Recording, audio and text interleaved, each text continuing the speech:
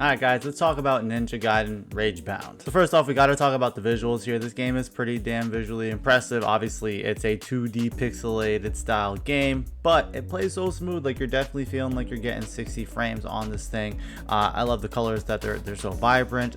The environments look a little bit different. The effects just when you're attacking enemies are pretty cool. Like the team behind this game, I think did a great job making sure this game was gonna look nice and run well.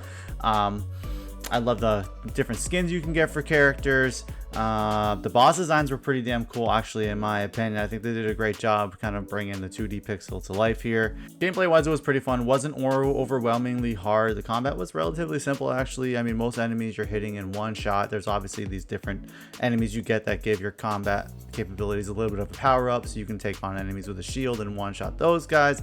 The bosses were really the only enemy that you had like to hit more than a few times.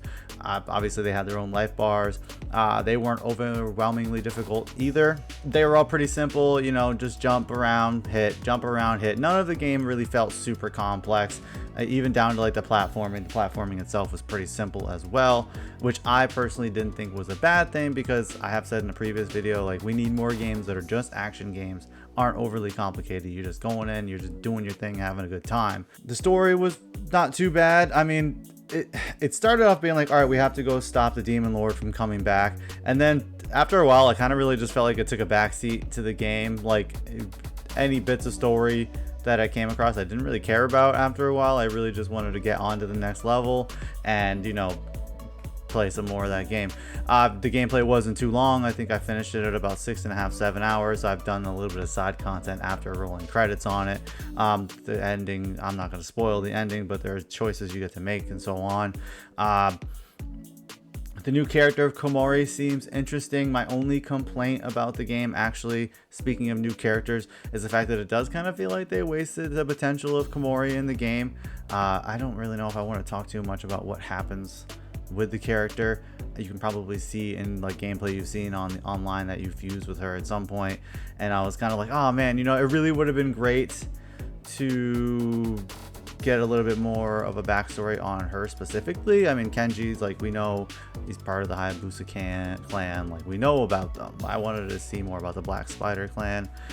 So unfortunately, I think that was like my only real complaint on the game.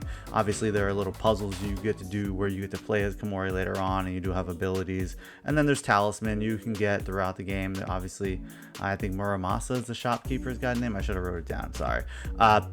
It's cool to have him back in the game. You can buy talismans and upgrades and stuff like that. So it's actually a pretty well thought out game.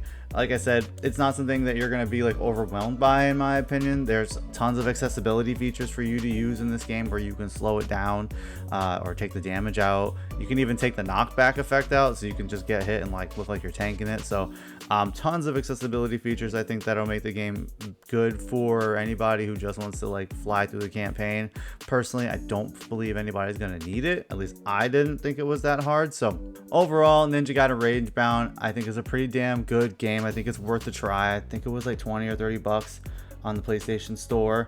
It's about a 6-hour game. Gameplay is pretty fun. It's simple. You're one-hitting most enemies. The bosses are pretty much the only characters in the game that you're not going to be one-hitting.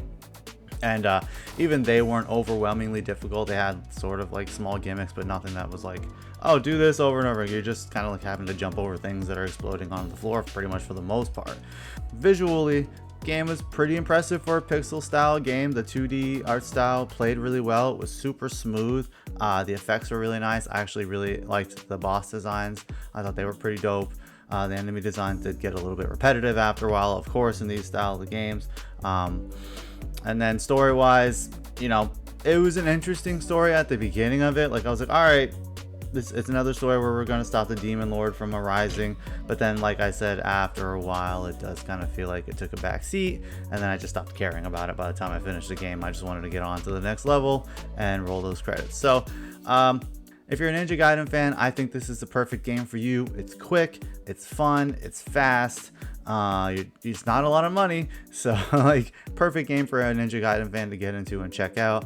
If you're not, but you like action platformers, I think you're gonna like this game as well. So let me know what you guys think down below, if you're somebody who's finished it or if you haven't played it yet. Let's talk about it. Peace.